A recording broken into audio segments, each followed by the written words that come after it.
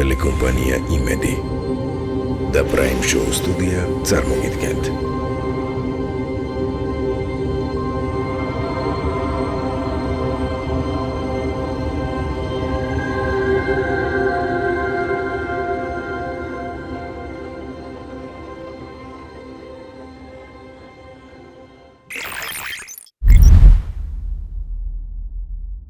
სალამი მეუფე.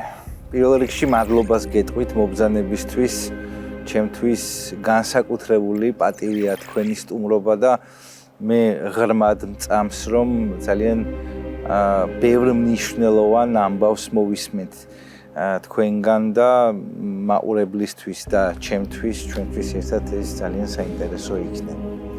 და პირველ რიგში, რა თქმა უნდა, მირქმას გილოცავთ. მოგესალმებით. მივესალმები მაყურებელს. მეც გილოცავთ მირქმის დღესასწაულს. ეს არის ძალიან საინტერესო და მნიშვნელოვანი დღესასწაული, როდესაც 40 დღის ახლა ჩობილი იესო ებრაული წესის თანახმად მშობლებმა მიიყვანეს ტაძარში. ეს ტრადიცია სხვათა შორის ახალ აღთქმაშიც გრძელდება, ჩვენს ეკლესიაშიც არის, რომ მე-40 დღეს ყოველთვის მშობლები ჩვილს მიიყვანენ ტაძარში, იკითხება ლოცვები ჩვილისათვის, დედისათვის და მთავარი არსი აი ამ ესე იგი ლოცვისა არის ის, რომ ოჯახი, მშობლები და ნუ ბუნებრივია მათი ახლობლებიც, ვინც თან ახლავს, მადლობენ ღმერთს, რომ მათ აჩუქეს ეს შვილი და ტაძრიდან მოყავთ შვილი, როგორც აი უფლისგან მიღებული დიდი საჩუქარი და დებენ აღთქმას, რომ ისე გაზდიან, როგორც ესე იგი უფლისთვის არის ეს სათნო. ეს რიტუალი სრულდებოდა ძველ აღთქმაში, მარიამმა და იოსებმა ეს აღთქმა შეასრულეს, მაგრამ ამავე დროს ვინც დახვდა ტაძარში, ეს იყო მართალი სვიმეონი, როგორც სახარებაში წერია, ეს იყო წმინდა ადამიანი, სულიწმინდის მადლი იყო მასზე, როდესაც ბავშვი უკვე მიყავდა ტაძარში სულიწმინდამ აუწყა მას, რომ და მისულიყო ტაძარში და რომ ის იხილავდა ჩვილს შობილს ქალწულისაგან. ეს სიტყვები წერია ისაია წინასწარმეტყველთან და სვიმეონ მირქმელი იყო გადამწერი ერთ-ერთი 70-თაგანთა, რომელთაც გადაწერეს ბერძნულ ენაზე ბიბლია და მას შეხვდა ისაიას ეს ადგილი, სადაც ეწერა, რომ ქალწულმა შვადზე და მან ეჭვი შეიტანა, რომ შეცდომა ახდა, ხო არ გაესწორებინა და ამ დროს გამოეცხადა მას ანგელოზი და უთხრა, რომ შენ არ გარდაიცვლები, ვიდრე არ იხილავ, ესე იგი, ყრმასა, შობილსა, ქალწულისაგან. და როგორც გადმოცემა ამბობს, 300 წელი იცხოვრა და ელოდა აი ამ ჟამს და აი სულიწმინდა მას აუწყა ამის შესახებ, სვიმეონი მიდის ტაძარში და ხედავს მაცხოვარს და ნუ სულიწმინდა, ესე იგი, ეუბნება, რომ ეს არის იესო ქრისტე, ანუ ღმერთი და ის ამბობს წინასწარმეტყველებას, რომ ეს არის ვინც ღმერთმა მოავლინა კაცობრიობის გადასარჩენად სიკვდილის ტყვეობიდან თაებრივ სიცოცხლეში დასაბრუნებლად. აი ეს არის მირქმის შინაარსი. ამ დღეს რაღაც განსაკუთრებულად ითვლებოდა და ითვლება, რომ ეს არის განსაკუთრებული დღე, როდესაც ჩვილმა ყრმამ 40 დღისამ ესე იგი შემოიტანა ნათელი, შემოიტანა სიხარული, ანუ მაცხოვარება, გაანათა, ასე ვთქვათ, ამ შემთხვევაში სვიმეონის სული, იქ იყო კიდე წინასწარმეტყველი ანა, რომელმაც ასევე სულიწმინდით, ასევე წმინდა პიროვნება იყო წინასწარმეტყველი ქალბატონი და მანაც იქადაგა, რომ ეს არის აი ხსნელი, მოვლინებული და საინტერესო რა არის, რომ აი, როდესაც მაცხოვარი იშვა, ამის შესახებ კაცობრიობამ არაფერი არ იცოდა, ნუ ისრაელმა, მაგრამ გაიგეს მწყემსებმა, მოგვები ჩამოვიდნენ აღმოსავლეთიდან. რასთავარია გაიგო ღვთისმშობელმა კიდევ ერთხელ, თუმცა მას ჰქონდა რასაკვირველი ანგელოზის გამოცხადება, რომ იგი გახდებოდა სული წმინდით ჩაისახებოდა და ეს იქნებოდა მისი ძე, იქნებოდა ძე მაღლის, ანუ ძე ღვთისა. მაგრამ აი სულ უფრო და უფრო მამისთვის ეს ხდებოდა გამტკიცება ამ რწმენაში და მცირე ადამიანები იგებენ ამას. აი მწყემსებმა გაიგეს, იქ წინასწარმეტყველებმაც გაიგეს, იქაურმა უბრალოდ სწავლულებმა ჰეროდემ მოაკვლევინა 14,000 ჩვილი, რომ ეს ბავშვი დაღუპულიყო, მაგრამ ბავშვი ასე ვთქვათ გადარჩა და აი რა არის მთავარი? აქაც სვიმეონმა გაიგო ასე ვთქვათ ანამ და იმ ხალხმა, რომელმაც მოისმინა ეს. ანუ ნელ-ნელა ხდება მაცხოვრის შესახებ ამბის გაგება და ეს არის ერთ-ერთი ეტაპი, როდესაც კაცობრიობა იგებს ამ ამბავს, უბრალოდ მცირე ჯგუფი ადამიანებისა და ესე ნელ-ნელა ეს ვრცელდება ჯერ ისრაელში და მერე უნებრივია მერე იწყება უკვე გავრცელება წარმართულ სამყაროში, მაგრამ რა არის საინტერესო, რომ შეიქმნა საქართველოში ტრადიცია, რომელსაც დაერქვა ლამპრობა. რა იყო ეს ტრადიცია, რომ ბავშვები, ჯერ ტაძარში ესე იგი სანთლებს ყველა ანთებდა და ამ წირვის დროს და მერე ბავშვები მიდიოდნენ და აი როგორც ალილოს მოლოცვა ხდება, ბავშვები ესე იგი ოჯახებში მიდიოდნენ და უფროსებს ულოცავდნენ. რატო? იმიტომ რომ აი სვიმეონმა იხილა, როგორც თქვა, ვიხილე მაცხოვარება შენი უფალო.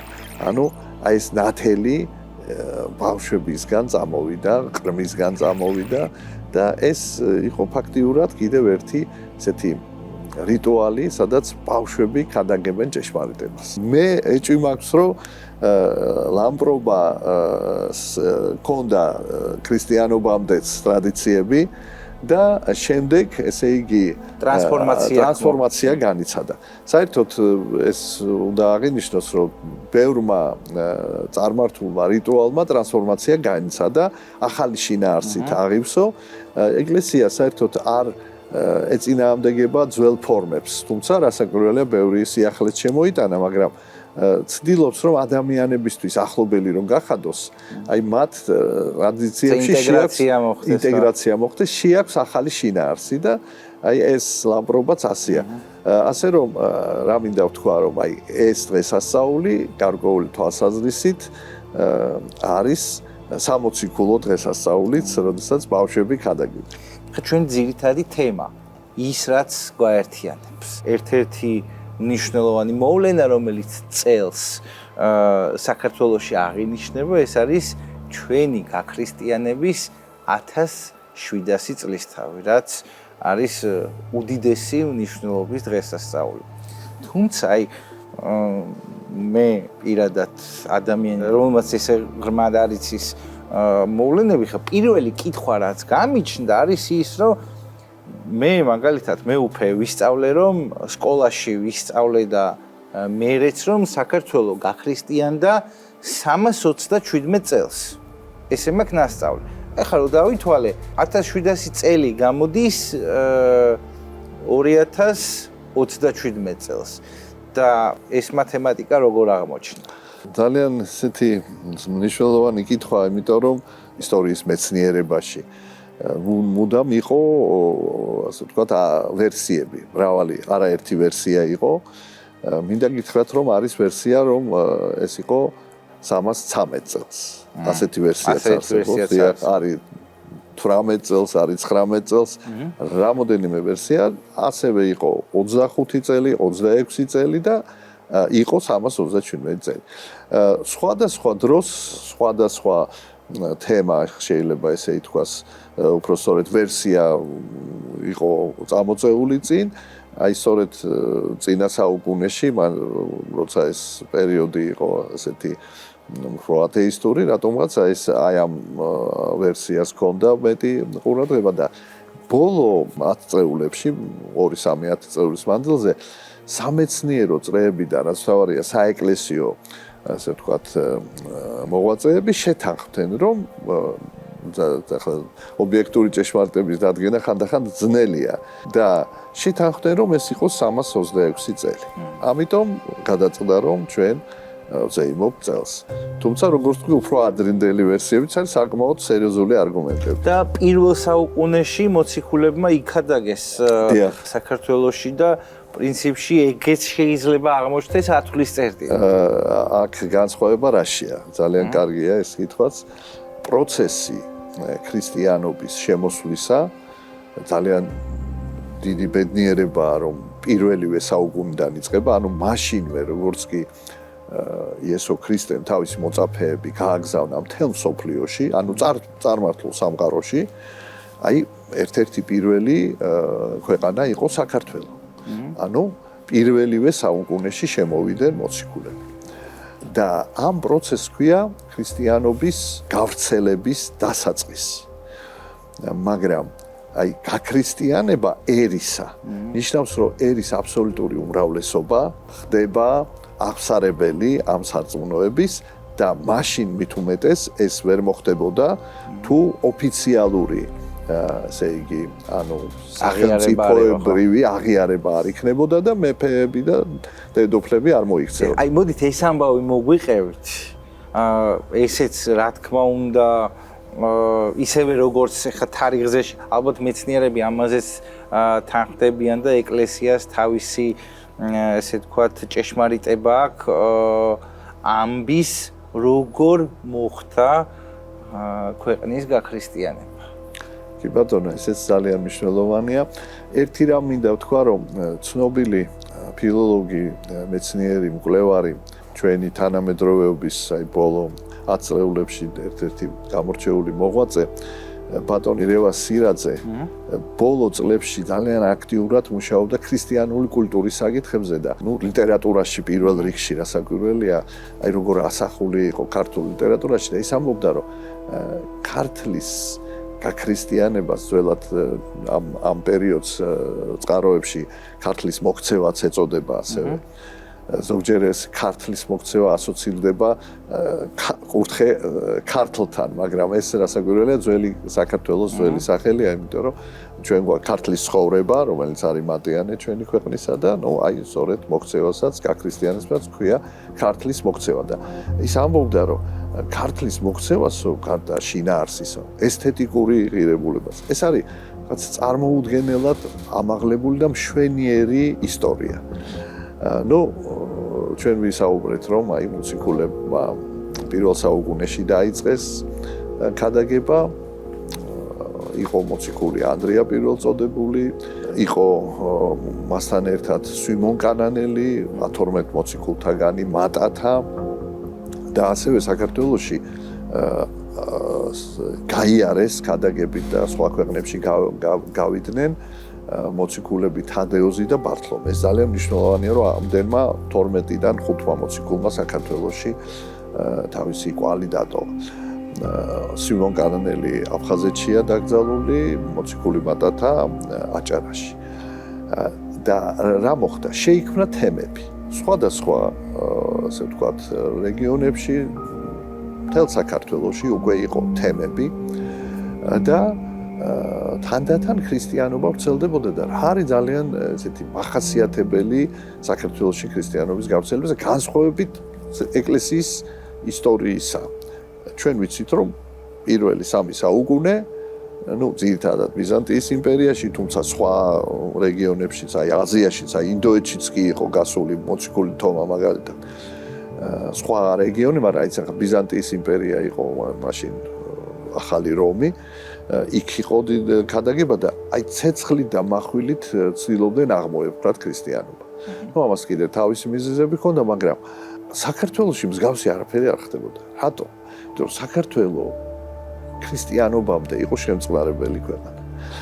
შემთხვევით არ არის, რომ საქართველოში ოდითგანვე ცხოვრობდნენ ებრაული, ასე ვთქვათ, თემები და როდესაც მათ მოუწიათ დევნისას, მორიგი ნაბუქოდონოსორის მიერ ებრაელთა დაპყრობისას წამოსვლა, ესე იგი ისრაელიდან ერთ-ერთი მნიშვნელოვანი ესე ვთქვათ თემი, რომელიც შემოვიდა საქართველოში, მათ ჰქონდათ ხალენი, ანუ მოსასხამი ილია თესბით, ეს უდიდესი რელიკვია.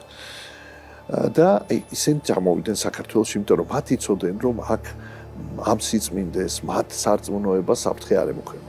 და ეს გაგრძელდა ბუნებრივია ქრისტიანობის მიღების შემდეგ. ეს თემები არსებობდა და მათ მიმართ იყო ძალიან კეთილი განწყობა. ლოიალური დამოკიდებულება. აბსოლუტურად ლოიალური დამოკიდებულება და ესე იგი ცნობილია ეხლა წყაროები ძალიან მწირია, მაგრამ რომ იყვნენ თავრები, მეფეები, რომლებიც ძალიან კეთილად იყვნენ განწყობილი, აი მზად იყვნენ თითქოს მისაგებად, მაგრამ ამას დრო ჭირდებოდა და აი ეს მზადება მიდიოდა ეს სამი საუკუნე და უკვე ეთყობა, როდესაც მომწიფდა ეს ყველაფერი, ღვთისმშობელი, რომელიც დადგენილია საქართველოს მფარველად ღვთის მიერ, ეს ისტორია ყველასთვის ცნობილია, რომ მოციქულებმა სანამ ისინი წარმართულ ქვეყნებში წავიდოდნენ, მათ წილი ყარეს რომელ ქვეყანაში მოუწევდა და მათ შორის ძილისყრაში მონაწილეობდა ღვთისმშობელის და მას შეხვდა იბერია.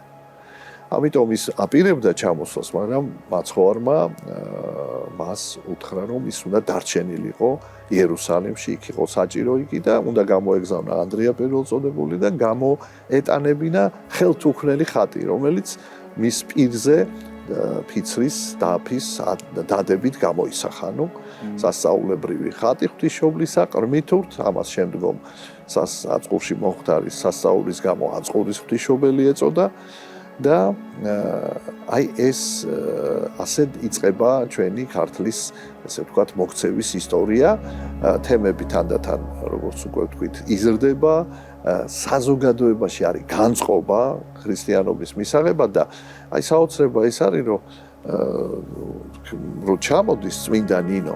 ეს წმინდა ნინოს საოცარი ისტორია, თქვენ იცით, რომ კაპადოკიელია, იქ ბევრი ქართული ტომები ცხოვრობდნენ, დეიდაშვილია წმინდა გიორგის წმინდა ნინო და არის ვერსიები, რომ ეს არის ქართული ფესვების მქონე წმინდანი, როგორც წმინდა გიორგი და შემდეგ ოჯახი გადადის იერუსალიმში, მამა ცნობილი მხედართმთავარი შემდეგ ხდება ბრანჩთა, ფრანგების, ესე იგი გალების, ასე ვთქვათ, ბრძოლაში დაამარცხა და შემდეგ შეიწყალა მეფემ და ის გახდა ნათლია ამ ბრანჯების, ანუ იგივე გალების, აი ფრანგების წინამორბედების და ეს ოჯახი ჩადის იერუსალიმში, აგრძელებენ ცხოვრებას, მამა მიდის უდაბნოში, ხდება, ასე ვთქვათ, ბერი, დაყუდებული ბერი, დედა არის დიაკონისა, ანუ ემსახურება გაჭირებულებს და წმინდა ნინო ეცნობა რასაკვირველია ქრისტეს ისტორიას და იგებს, რომ კვართი არის ერთ-ერთ ქვეყანაში, რომელსაც ქვია საქართველო, მაშინ იბერია. და აი სურვილი უჩნდება, რომ აი ჩავიდეს ამ ქვეყანაში და ნახოს ეს ქვეყანა. თან იგებს, რომ ეს ქვეყანა არ არის ქრისტიანული და უცებ ესე იგი ღვთისმშობელი მას გადასცემს ვაზის ჯვარს და შეშინებულია, რომ აი როგორ შევძლებ მე რომ მოვაქციო და ღმერთი ამხნევებს, ის ჩამოდის საქართველოში, იწყებს ცხოვრებას სამეფო ბაღის მებაღესთან, ეხლა სადაც სამთავროს მონასტერია, იქ არის მაყლოვანის ბუჩქი დღემდე არის ეს შენახული, აი მაყლოვანის ბუჩქში ხშირად შედიოდა და ეს ოჯახი გაოცებული იყო, რომ რამოდენიმე დღე არ გამოდიოდა უჭმელი უსმელი თუ ლოცვაში იყო. იგი ბევრ სასწაულებს აღასრულებდა, ბევრი ადამიანი განკურნა და რაც თავარია და გადაგებდა რასაკვირველია, ძალიან ბევრი მოწაფე გაუჩნდა. ხალხი ღებულობდა მისგან ქრისტიანობას, რაც თავარია დედოფალი ნანა უმძიმესი სნეულებით შეპყრობილი მან განკურნა, ამის შემდეგ მეფე მირიანი არ იყო კმაყოფილი, რომ აი დედოფალი ქრისტიანულ სარწმუნოებას აღიარებდა, დიახ, გაიზიარა და ცოტა ისეთი განწყობაც კი ჰქონდა, რომ რაღაც შეიძლება დაესაჯა ეს დედოფალის და წმინდა ნინოს და ამ დროს ნადირობდა თხოთის მთაზე, მას თვალთ დაუბნელდა, არის ვერსიები, რომ იყო მზის დაბნელება, მაგრამ ეს არის სწორედ ის თვალდაბნელება, რომელიც ჰქონდა პავლე მოციქულს. ანუ ეს უფალმა დაუშვა და ის ევედრება თავის წარმართულ კერპებს, კერპები ვერ შველიან, მაშინ ის ამბობს, რომ წმინდა ნინოს ღმერთო მიშველე და გიწამებ და წმინდა ნინოს ღმერთი, ანუ იესო ქრისტე მას თვალს აუხელს, მეფე მირიანი მოიქცევა ჩამოდის და აღიარებს ქრისტიანობას და მთელ ერს ასე იგი მოუწოდებს ნათლობისაკენ და აქ საინტერესო ძალიან ის მნიშვნელოვანია რომ ერი მზად არის ამისთვის. ანუ აბსოლუტური უმრავლესობა მზად იყო და ძალიან საინტერესოა რომ მთაში მაინც ინფორმაცია ძნელად შედიოდა და ისტორიულად ყოველთვის მთას ქონდა ეს წარმართული ტრადიციების მიმართ მეტი სიმყარე და სიხისტეც და გაუჭირდა და მეფე მირიანმა რაღაც გარკვეულად დაძალებას მიმართა და ამაზე წმინდანინო უსაყვედურა რომ ეს არ შეიძლება ეს უნდა მიიღონ ანუ ამას დრო ჭირდებოდა მაგრამ აი საინტერესო ის იყო რომ ბარში ეს არ დაჭირდა ანუ აბსოლუტური უმრავლესობა მზად იყო ერი მოინათლა და კიდევ ერთხელ უნდა ითქვას რას ნიშნავს ნათლობა ნათლობა ნიშნავს ადამიანის მიერ ღვთაებრივი ნათელის ღვთაებრივი მადლის მიღებას და ამ მადლით სრულიად გარდაქმნას ახლიდან დაბადებას ნათლობას ქვია მეორედ დაბადება და ადამიანი იბადება ფიზიკურად მაგრამ იგი აუცილებლად უნდა დაიბადოს სულიერად და აი სულიერი დაბადება ნიშნავს რომ ადამიანში სული სანამ ის მოინათლება არის სნეული არის და სნეულების მთავარი წყარო არის ის რომ ადამიანი მოწყვეტილია ღვთაებრივ ენერგიას ღვთაებრივ მადლს რაც მოხდა სამოთხეში ადამიანმა შეცოდა და დაკარგა მადლი და გაწყდა ეს კავშირი და აღთქმა ბიბლიისა ის არის რომ ეს კავშირი აღდგება როდესაც მოვა მესია და როცა მოდის მესია და ის აძლევს ამ ძალას მადლს ენერგიას ნათლობაში ანუ როცა ინათლება ადამიანი ის ახლიდან იბადება ანუ მისი კავშირი ღვთაებრივ სიცოცხლესთან აღდგება ამიტომ ეს არის ასევე ნათლობა არის აღდგომა მტრეთით აღდგომა ანუ ქრისტეს მტრეთით აღდგომა ეს არის ცაწყისი კაცობრიობის მტრეთით აღდგომისა ვინც იწამებს ქრისტეს ის მტრეთით აღდგება ის უერთდება ღმერთს და ამიტომ რა მინდა ვთქვა რომ რა არის ეს დღესასწაული 1700 ეს არის ქართველი ერის აღდგომის დღესასწაული. ჩვენ აღდგით და რაც თავარია ამ აღდგომაში ჩვენ ვართ დღემდე. ანუ ეს კავშირი არ გაწყვეტილა. აი გარდა იმისა რომ ჩვენ აღნიშნავთ ამ თარიღს, რომელსაც ქვია 1700 წელი, რომ ესეთი ჩვენი საუკუნის წინ მივიღეთ ჩვენ ეს საოცარი წყალობა, ამის ღირსი გავხდით.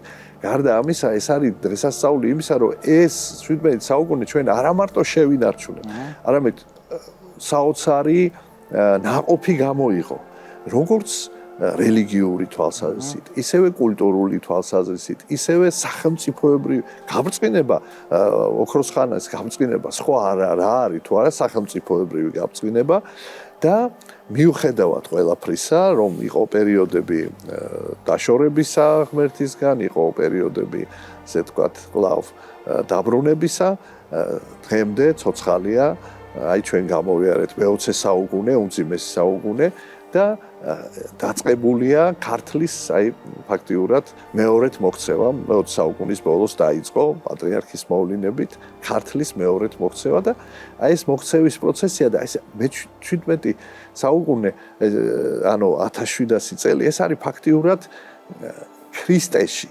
ღვთაებრივ სიცოცხლეში ერის გაერთიანების წელი და სხვანაირად კიდევ შეიძლება დავარქვათ ერთობის დღესასწაული. ერთობა ყოველთვის იყო გადამწყვეტი ჩვენი ერის გადარჩენისათვის. აკაკი ამბობდა ერთობა ჩვენთვის ტახტია, დღემისთვის სახჭობა. აი სწორედ ერთობის დაკარგვა იწვევს ერთი რამ. მხოლოდ ღმერთის დახმარებით ახერხებს საზოგადოება ერთობას. იმიტომ რომ მას აქვს ის ძალა, რომელიც ადამიანთა შორის განსხვავების დაძლევის ძალას გვაძლევს, რომ ჩვენ, ესე ვთქვათ, ერთმანეთი ვიტვირთოთ, ერთმანეთი, ესე ვთქვათ, გვიყვარდეს და აი ეს ამას გვაძლევს ჩვენ სწორედ ქრისტიანობა და ეს გამოჩნდა ჩვენ ამ ერთობამ გადაგვარჩინა და დღესაც ჩვენ ხედავთ რომ მართალია ჩვენ როგორც უკვე ვთქვი 58 წელი გავიდა პატრიარქის აღსაყრებიდან და დღესაც ჩვენ უბრუნდებით ეკლესიას, მაგრამ ძალიან დიდი ზიანი მივიღეთ მე-20 საუკუნეში და საზოგადოება ნელა უბრუნდება ამას ყველაფერს და ჩვენ ვფიქრობთ რომ ეს წელი აი ეს მოძრაობა რომელზეც თქვენ ახსენეთ საზოგადოებრივი მოძრაობა აი ამასთან დაკავშირებით მინდა მივედით ამ თემასთან არის რაღაცა რაც ჩვენ გვაერთიანებდა წარსულში გვაერთიანებს დღეს და იმედია რომ მომავალშიც გაგვაერთიანებს რამაც ჩვენ გადაგვარჩინა რომ ეს არის ქრისტიანული ღირებულებები სინერგიული ცხოვრების წესი ამას მინდა ხაზი გაუსვა სინერგიული ცხოვრების წესი ნიშნავს ადამიანური ძალისხმევის დაფუძნებას ღვთაებრივ ენერგიებს. ესე იგი, ქრისტიანობა ეს არის ადამიანის მაქსიმალური მცდელობა, რომ ის ტალანტი, რაც ღმერთმა მისცა, გამოავლინოს, მაგრამ ამავე დროს ამის გამოვლენა შეუძლებელია ღვთის ენერგიასთან შეერთების გარშემო. სინერგია ნიშნავს ორი ენერგიის, ღვთაებრივი და ადამიანური ენერგიის გაერთიანებას და ამან გადაგვარჩინა. და თუ დღევანდელ სოფლიოს, ასე ვთქვათ, შევხედავთ, ეს არის ნაწინასწარმეტყველები, რომ ბოლო ჟამს სწორედ არასინერგიული იქნება ცნობიერება სოფლიოს დიდ ნაწილში, მათ შორის პირველ რიგში ქრისტიანულ სოფლიოს გულისხმობ. არამედ სეკულარული ცნობიერება, ანუ გამიჯნული სწორედ აი ამ ღვთაებრივ ენერგიებთან კავშირისგან გამიჯნული ძალიან დიდი აქტივობა, მაგრამ მხოლოდ ადამიანური. და ეს მხოლოდ ადამიანური აქტივობა საქართველოს როდესაც სცილდებოდა სინერგიულ ცნობიერებას, მაშინ ძალიან უჭირდა და როდესაც უბრუნდებოდა იმარჯვებდა. და აი ეს არის თავარი აზრი, რომ დაუბრუნდეთ სინერგიული ცნობიერების და ცხოვრების წესს. მე ვფიქრე, აი აქტივობების შესახებაც რო გითხრათ. კი ბატონო. ინიციატივა მოდის ჩვენი სამეცნიერო წრეებიდან. თუ ინებებთ მე გამოგიგზავნით აი ამ ტექსტს მე სამეცნიერო წრეებიდან მოდის, რომლებაც წლების მანძილზე თანამშრომლობენ საქართველოს საპატრიარქოსთან და კულტურის მოღვაწეებისგან. ეს იყო პატრიარქის იდეა, რომ დღეს საქართველოში ქრისტიანობის აღორძინებისთვის აუცილებელია, რომ ქრისტიანობა იყოს განათლებული. პატრიარქი ხშირად იმეორებდა, რომ ერთია ქრისტიანი, რომელსაც ღმერთი სწამს და ის არის ღვთის მონა და მეორეა, რომელმაც არა მარტო სწამს, არამედ იცის ღვთის სწავლება და ის არის მეგობარი. ხო და ეს მეგობრების არსებობა ნიშნავს ერის, ასე ვთქვათ, სარწმუნოებაში დაბრუნების უზრუნველყოფას. და ის ძალიან დიდ ყურადღებას აქცევდა ყოველთვის. მეცნიერების, კულტურის მოღვაწეებს და პირდაპირ სთავაზობდა მათ აი ამ მონაწილეობას ქრისტიანული ცხოვრების და სწავლების განვითარებაში და წლების აი 48 წელია უკვე პატრიარქი ძალიან დიდი ასე ვთქვათ ნაწილი ჩვენი სამეცნიერო და კულტურული სფეროს მოღვაწეებისა არიან ჩართული საეკლესიო ცხოვრებაში და მათი ინიციატივა იყო რომ ეს უნდა იყოს არა სახელმწიფოს და ეკლესიის მხოლოდ აქტივობა ეს უნდა იყოს საზოგადოების აქტივობა სამოქალაქო საზოგადოება უნდა იყოს ამაში ჩართული და შეიძლება მე ვიტყოდი რომ კიდევ უფრო მნიშვნელოვანია ერთია რომ სახელმწიფო აღნიშნავს მეორე ეკლესია მაგრამ ეს არ უნდა დარჩეს მხოლოდ ამ დონეზე ეს უნდა იყოს სახალხო საერთო სახალხო ზეიმი ეს არის ამის მიზანი და მოდის მათგან თუმცა ისინი რასაკვირველია ყოველთვის ცდილობენ რომ ეკლესიისგან საპატრიარქოსგან მათ ჰქონდეთ მხარდაჭერა ჰქონდეთ ესე ვთქვათ გარკვეულად კონსულტაცია და ამაში რასაკვირველია მე და პირველ რიგში რასაკვირველია ჩვენი საპატრიარქოს მესვეურები მოსაყდრე პატრიარქის მიტროპოლიტი შიო ქორეპისკოპოსი თეოდორე და სხვა მღვდელმთავრების საუდელობა ამაში ჩვენ მონაწილეობთ. ძალიან დიდი მნიშვნელობა აქვს ეს არის ხალხის საზოგადოების ინიციატივა და მათი და მოწოდება ესეთია რომ აი თქვენ თქვით რა არის ღონისძიება რა უნდა იყოს აქტიობა ან რაიმე განსაკუთრებული ხო არის გეგმება ერთი და მნიშვნელოვანი კი რასაკვირველია პირველ რიგში აი საიუბილეო კომისიამ რომელმაც საეკლესიო საიუბილეო კომისიამ მიმართვა გაავრცელა იქ წერია რომ აი უნდა ვეცადოთ, რომ არც ერთი მოქალაქე არ დარჩეს ამაში მონა, პირველ რიგში მართლმადიდებელი, თუმცა არა მართლმადიდებელიც, იმიტომ რომ სახელმწიფოებრივი დღესასწაულია. და აი ეს პასუხისგებლობის თემა და აქტივობები, ესეთ ღონისძიებები არის ასეთი. ძალიან მნიშვნელოვანია, რომ ჩვენ ვეცადოთ, ავიმაღლოთ ჩვენი განათლება ჩვენს ისტორიაში. კიდევ ერთხელ გავიხსენოთ ისტორია და წმინდა ილია მართალი ჭავჭავაძე ერთ-ერთ თავის წერილში ამბობს, რომ ქვეყნის გათახსირება იწყება მაშინ, როცა ის ისტორიას ივიწყებს და მე მინდა ვთქვა, რომ მიუხედავად იმისა, რომ ჩვენ დამოუკიდებლობა აღვადგინეთ და რაც საკვირველია, ბევრი რამ კეთდება ისტორიის გასახსენებლად და ამაში ხელს არავინ არ გვიშლის. ჩვენ ცხოვრობთ სოფლიოში, სადაც ინფორმაციის ნაკადი იმდენად ინტენსიურია, რომ ადამიანი ვეღარ ასწრებს ყველაფრის გაანალიზებას და იცით რა, დრო არ რჩება, რომ საკუთარ ისტორიაში ჩაურმავდეს.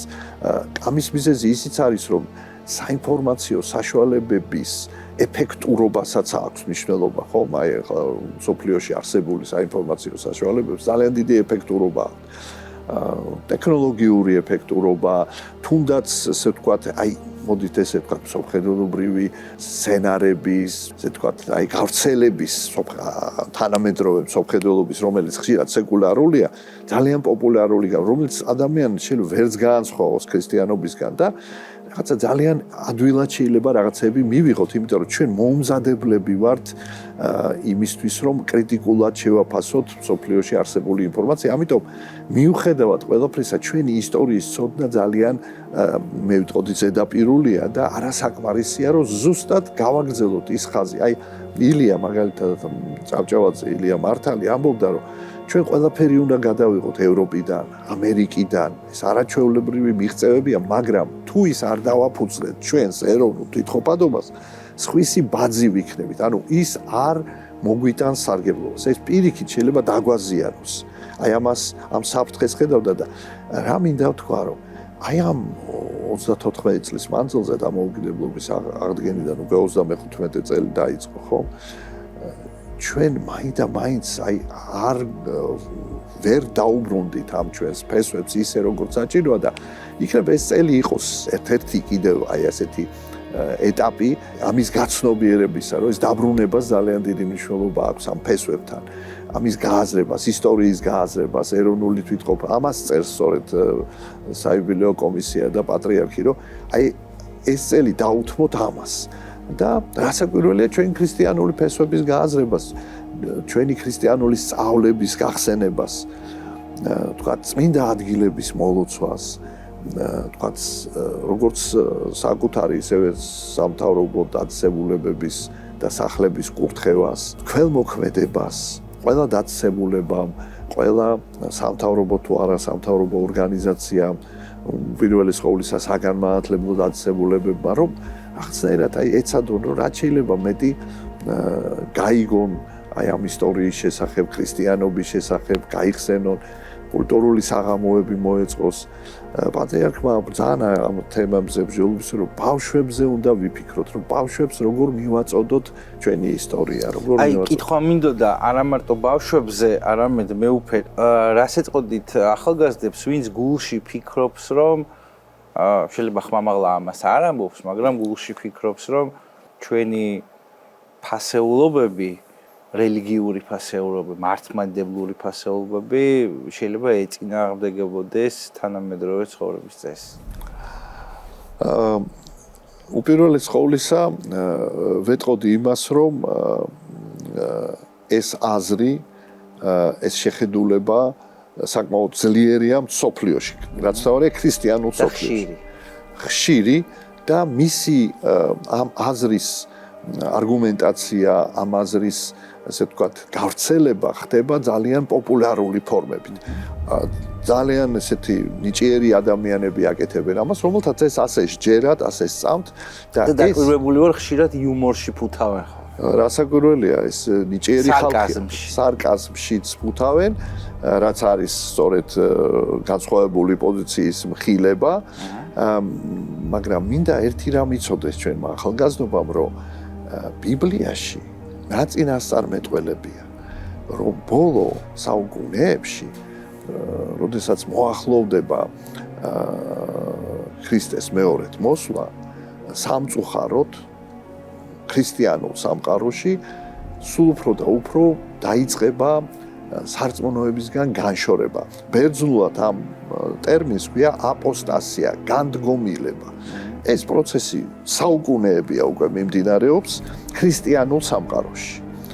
სამწუხაროდ, მაგრამ მიმდინარეობს და სულ უფრო და უფრო ძლიერდება. ისეთი ავტორიტეტები, თანამედროვე სოფლიოს მოაზროვნეები, როგორიც იყვნენ მე-19 საუკუნეში, ნიჩე, ფროიდი, რომელიც ძალიან პოპულარულია დღეს და რაღაცა ძალიან დიდ ავტორიტეტებად იღებს. ისინი თავიდან იყვნენ მორწმუნე, მაგრამ მე გაემიჯდნენ და დაუპირისპირდნენ და აი ოფიციალურად უარყოფდნენ რელიგიურ ცნობიერებას და ეს საკმაოდ დიდი ავტორიტეტები არიან და სხვანიც და ეს პროცესი მიმდინარეობდა დღემდე მიმდინარეობს.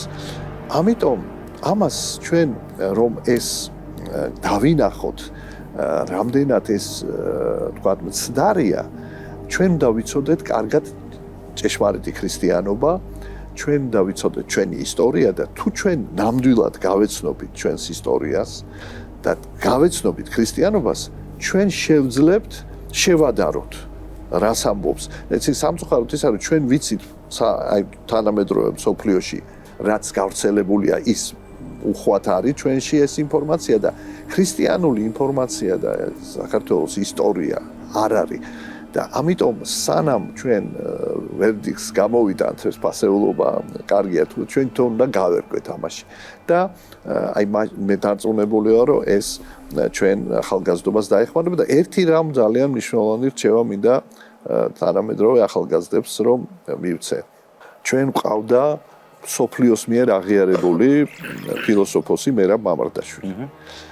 და მე მქონდა ბედნიერება მის ლექციებს ვესწრებოდი და ჯერ ერთი მინდა ყველას უთხრა რომ ის ღრმად მორწმუნე ადამიანი იყო. კომუნისტურ პერიოდში მოღვაწეობდა და ესე იგი ვერაჩერებდნენ ის ყოველთვის სარწმუნოებაზე ლაპარაკობდა თავის ფილოსოფიურ ლექციებში და მას ჰქონდა არაჩვეულებრივი განმარტება თავისუფლების. ის ამბობდა რომ ადამიანი როგორც ხატი და მსგავსი ღვთისა ატარებს უსაზღვროდ დიდ შესაძლებლობებს თავის სულიერ სამყაროში და ყოველი ამ შესაძლებლობის გამოვლენა ეს არის ადამიანის განთავისუფლება იმ გადაძლევა იმ წინააღმდეგობისა, რომელიც ხელს უშლის ამ რეალიზაციას, ადამიანის სულიერი ძალების რეალიზაციას. და აი სწორედ ის რაც ხელს უშლის, ეს არის ბოროტი ძალა. და რაც ხელს უწყობს, ეს არის ღვთაებრივი ძალა და როდესაც ადამიანი საკუთარ თავში დაძლევს ამ წინააღმდეგობას, ეს არის ძირითადად ადამიანური სისუსტეები, ვნებები, ის გრძნობს დიდ სიხარულს, დიდ ნეტარებას. და აი ამ ადამიანური ძალების რეალიზაცია ღვთის დახმარებით არის თავისუფლება. და მე მინდა უთხრა თანამედროვე საზოგადოებას, რომ არსებობს თავისუფლების სწორი და არასწორი გაგება. თავისუფლება არ არის აკეთო ის, რაც შენ სიამოვნებს. თავისუფლება არის აკეთო ის, რაც ჭეშმარიტებაა. და ყოველთვის ჭეშმარიტება არ მოდის იოლად. ჭეშმარიტებას სჭირდება იწულება საკუთარი თავისა და მაცხოვარი ამბობს, რომ შეიმეცნეთ ჭეშმარიტება და ჭეშმარიტება განთავისუფლებს თქვენ. თქვენ ბოლო ჟამი ახსენეთ, ხო? და პროცესი, რომელიც წინ უძღვის ბოლო ჟამის მოახლოვებას და ჩვენ ხშირად გვსმენია, რომ ბოლო ჟამს ივერია გაბრწყინდება, თქვენი ინტერპრეტაცია რა არის ამის? როდესაც მაცხოვარმა ღვთისმშობელს უთხრა, რომ ის უნდა დარჩენილიყო იერუსალიმში და გაეგზავნა ანდრია პირველწოდებული და ხელთუქმნელი ხატი გაეტანებინა, იქ ის ამბობს ამ ხელთუქმნელი ხატის შესახებ ასეთ სიტყვებს, რომ ხატი იგი შენ წილ ღვთისმშობელს მიმართავს, იყოს მცველად მათდა, ანუ ქართველთა, უკუნისამდე ჟამთა. აი ამ ერთ წინადადებაში არის სწორედ ეს ივერიის გაბრწყინების იდეა და როგორ. ხატი იგი, ანუ ეს ხატი ღვთისმშობლის წილ ნიშნავს ღვთისმშობლის ნაცვლად, ანუ უხილავად ღვთისმშობლის თაებრივი მადლი და ენერგია ამ ხატით შემობრძანდა საქართველოში. და რომ იგი იქნება ჩვენი მცველი, არა მარტო ფიზიკურად, იმიტომ რომ შეიძლება ფიზიკურად გადარჩე, მაგრამ სულიერად დაკარგო ეს სარწმუნოება, ანუ მცველი ხორცისაც და სულისაც და ჩვენი სარწმუნოებისა, ვიდრე აღსასრულამდე სოფლისა. აი სწორედ აღსასრულამდე სოფლისა დაიწყება არანორმალური დევნა და ერი, რომელიც გაუძლებს ამ დევნას, გაუძლებს ერთ შემთხვევაში. თუ იქნება ძალიან მაღალი სულიერების. და აი ზუსტად 48 წელია ღმერთმა მოუვლინა საქართველოს პიროვნება, რომელიც ამზადებს ივერიას აი ამ სულიერი ამაღლებისაკენ, რომ მან გაუძლოს მეორედ მოსვლის განსაცდელებს და მე ვფიქრობ, რომ ეს პროცესი სულ უფრო და უფრო ძლიერდება და აი წლევანდელი წელი შეიძლება იყოს ამის ხელშეწყობის ერთ-ერთი საშუალება და ჩვენც უნდა ვისარგებლოთ, იმიტომ რომ დღესასწაულს აქვს ასეთი კიდევ ქრისტიანულ დღესასწაულს. ის არ არის მხოლოდ ისტორიის გახსენება, ის არის იმ ენერგიის, იმ ღვთაებრივი ენერგიის განახლება, ერზე გადმოვა იგივე ენერგია, რომელიც გადავიდა 17 საუკუნის უკან.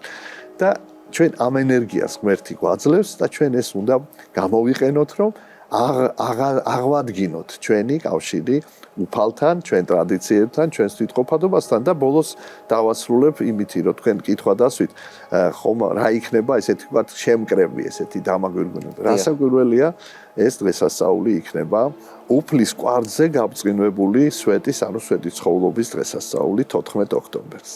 რადგანაც სვეტი ცხოვლობა და გაბწყინებული სვეტი სხვა არაფერია, თუ არა ივერიის გაბწყინება, დაწყება. ანუ ერი, როგორც ჩვენ თქვით, იყო სულიერად მკვდარი, იგი მოემზადა და სულიერად იშვა, აღდგა. სვეტი ცხოველი არის ივერიის აღდგომის სიმბოლო, სადაც არის კვართი უფლისა, ეკლესიის ერთიანობის და განუყოფლობის სიმბოლო და აი ამ დღეს იქნება დაგვირგვინება ამ დღესასწაულისა და მინდა ვთქვა, რომ როგორც ხშირად ჩვენი თანამედროვეები, როგორც სასულიერო საერო პირები ბრძანებენ, რომ პატრიარქის მობრძანებით ღმერთმა დაიწყო ქართლის მეორედ მოქცევა, იმიტომ რომ ესე დაცილებული ღმერთს, როგორც მე-20 საუკუნეში ჩვენ არ ყოფილა. და თუ ანდრიამ დაიწყო მეორედ მოქცევა და ნინომ დაასრულა, აი ახლა სწორედ იმ დასრულების წელია და ჩვენ უნდა აი კვლავ დაუბრუნდეთ დედა ეკლესიის სიახლს, კვლავ უნდა მოხდეს როგორც პირველი მოქცევა დაგვირგვინდა აღდგომით და გაერთიანებით ქრისტეში, ეს მეორედ მოქცევაც აი ამ წელმა უნდა გაგვაერთიანოს და დავაბრუნოს ქრისტეში. ძალიან დიდი მადლობა, რომ ასეთ მნიშვნელოვან საქმეს ემსახურებით. მე დარწმუნებული ვარ ამ ამბავს კიდევ უფრო მეტი ადამიანი გაიგებს ჩვენი ეთერის საშუალებით და კიდევ უფრო მეტი მსურველი იქნება თქვენს მიერ დაგეგმილი აქტივობებში ჩართვის. უღრმესი მადლობა მინდა გითხრათ ასეთი საინტერესო დიალოგისთვის და რა თქმა უნდა აქ მომბრძანებისთვის. მადლობა მინდა გითხრათ თქვენ, რომ მოგვიწვიეთ, რომ თქვენ ხედავთ ამის საჭიროებას, ამის მნიშვნელობას, რომ ამაში ჩაერთოთ ჩვენი საზოგადოება და მინდა ვთქვა, რომ მე მინდა უსურვო თქვენს გადაცემას და სხვა გადაცემებს, რომელსაც ქმნით, წარმატებები, იმიტომ რომ მე ესე ვიტყოდი, რომ თქვენი გადაცემები არის სწორედ კავშირი თანამედროვეობასა და წარსულს შორის. თქვენ არ ახართ მოწყვეტილი თანამედროვეობას, საკმაოდ კარგად ფლობთ თანამედროვე ტექნოლოგიებს, აზროვნებას, მაგრამ თქვენში არის ეს წარსულთან კავშირი, რაც მე ვფიქრობ, არის აი სწორედ ფორმულა, როგორ უნდა გავაგრძელოთ ჩვენ და აი მე მიხარია, რომ თქვენ ამას აკეთებთ ჟურნალისტი, იმიტომ რომ ჟურნალისტობა ძალიან დიდი მისიაა და მე მგონია, რომ აი ორი მხარის ერთობის გარეშე ჩვენ საზოგადოებას უჭირს. ხან მეტი ყურადღება არის ხოლმე გადატანილი ეროვნულზე, წარსულზე და თანამედროვეობასთან ნაკლები კავშირი. ხან პირიქით არის თანამედროვეობასთან კავშირი უფრო აქტიურია. აი მე მგონია, რომ თქვენ გადაცემებში ეს არის და მადლობა მინდა ამისთვის გითხრა. უძვირფასესი სიტყვებია, მეუფე და უღრმესი მადლობა ასეთ მადლობა ღმერთს. გაიხარეთ.